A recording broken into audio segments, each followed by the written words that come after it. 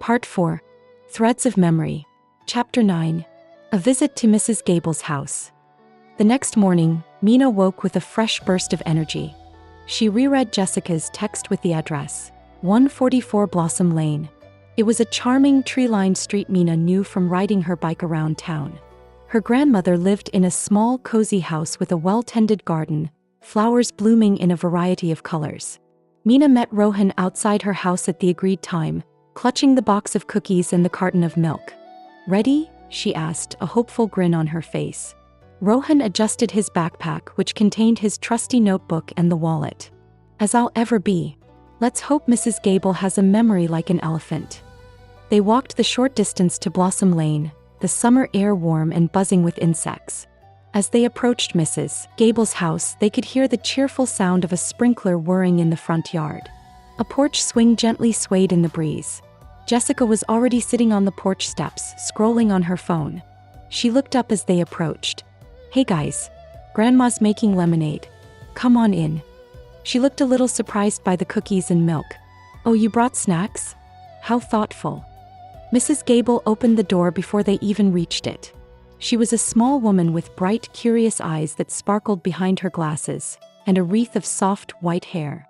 She wore a flowery apron over her dress and had a warm, welcoming smile.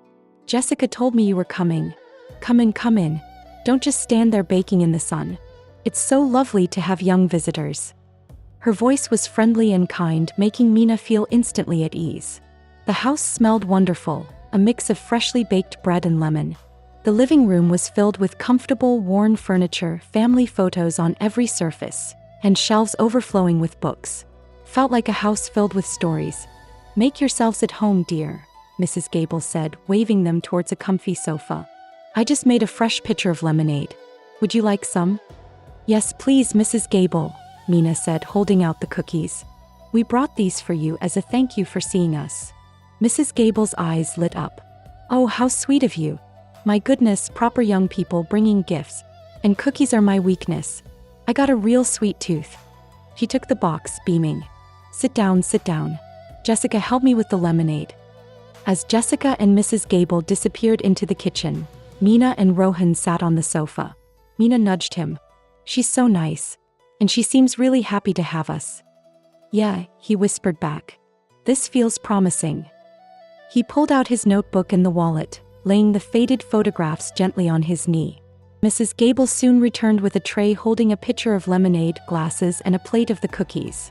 "Now," she said, settling into a plush armchair opposite them, "my granddaughter tells me you're on some sort of detective mission?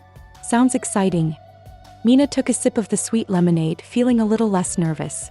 "Yes, Mrs. Gable. We found a lost wallet and we're trying to find the owner. We think his name is Brian Henderson and he used to be a piano tuner with Harmony Music Store." Mrs. Gable's eyes twinkled. "Brian Henderson. Oh my, what a blast from the past. Brian was a lovely man. So polite, always had a kind word. He tuned my piano for years back when I used to play." She sighed softly, looking at her hands. "Can't play much now, the arthritis has taken its toll."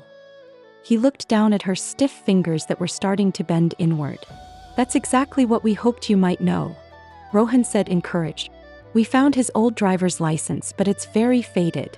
And some receipts and business cards for places like Greenscape Landscaping." "Oh, Arthur Jenkins from Greenscape," Mrs. Gable interjected. "He kept my rose bushes looking spectacular for decades. Brian used to recommend him for garden work, believe it or not. Arthur loved music and would sometimes stop by the music store. That's the great thing about a smaller town, everyone knows everyone. We ain't too small but not quite big enough to be a proper city." Mina and Rohan exchanged wide-eyed looks. Another connection. "And we found some old photos in his wallet too," Mina added, carefully picking up the small envelope with the faded fair pictures. "They seem very important to him." "Photos?" Mrs. Gable leaned forward, her eyes bright with interest. "Let me see, dear. My eyesight isn't what it used to be for small things." Mina held the pictures out to her, but Mrs. Gable squinted. "Oh, they're so tiny. And quite faded. I can barely make them out. But tell me, what do you see? Describe them to me."